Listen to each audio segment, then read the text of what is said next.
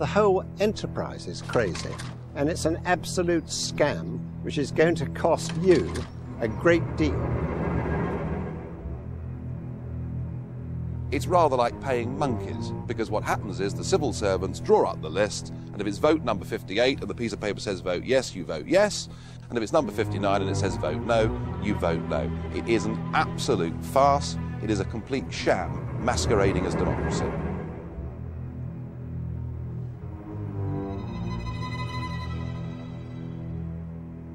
You should not be mistaken. It's very, very strong forces are working towards this federal state.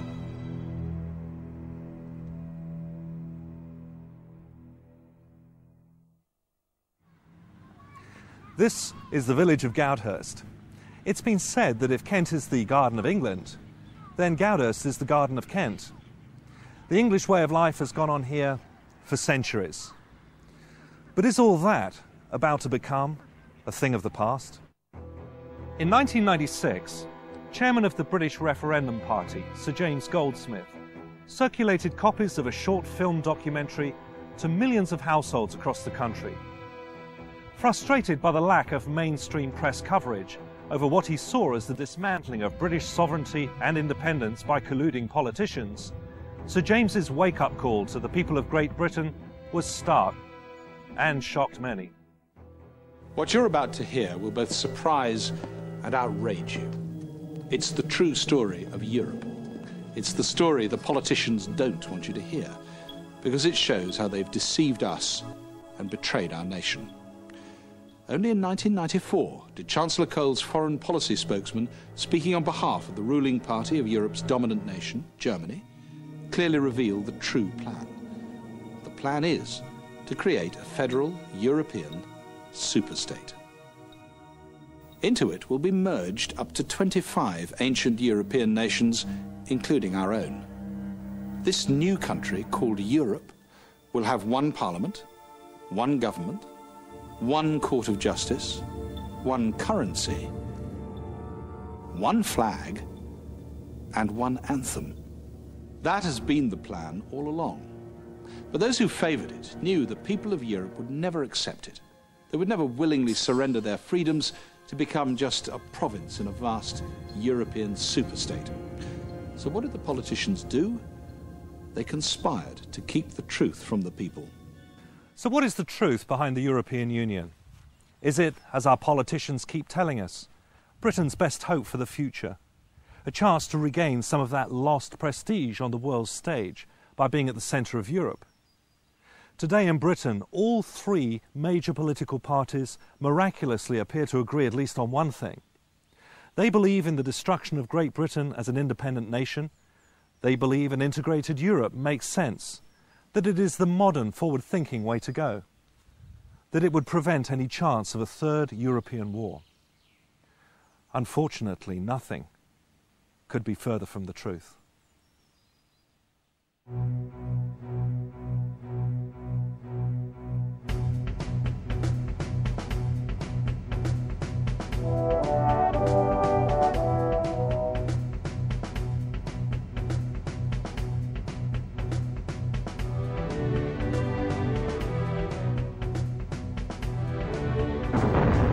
The need to unite Europe grew understandably out of the devastation left behind after two catastrophic world wars. Of all the empires, it was perhaps the Nazis who came closest to pulling off the military conquest and occupation of Europe in recent times. In June 1940, Hermann Göring, Reich Marshal of the German Luftwaffe, reviews final plans for Operation Sea Lion, the German invasion of Great Britain.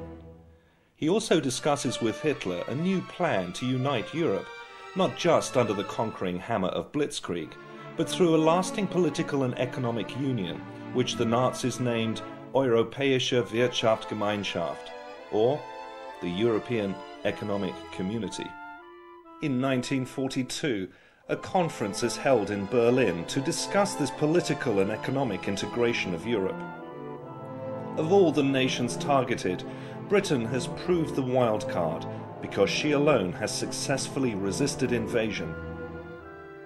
Rising to his feet at the conference, Nazi economist Professor Horst Jecht of Berlin University firmly declares that Britain is the greatest obstacle to Germany fulfilling her historic aim of dominating Europe.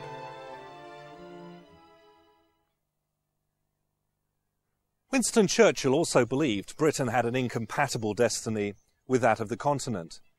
Referring to the United Kingdom's reliance on her overseas trade, Churchill stated, "If Britain must choose between Europe and the open sea, we will choose the sea." Both Churchill and Jecht were independently remarking on the same phenomenon Napoleon had noticed 150 years before, that Great Britain was a global trading power, and the nations of Europe weren't. According to the Nazis, Great Britain's awesome maritime capability was beggaring Europe because it was drawing trade away from the continent.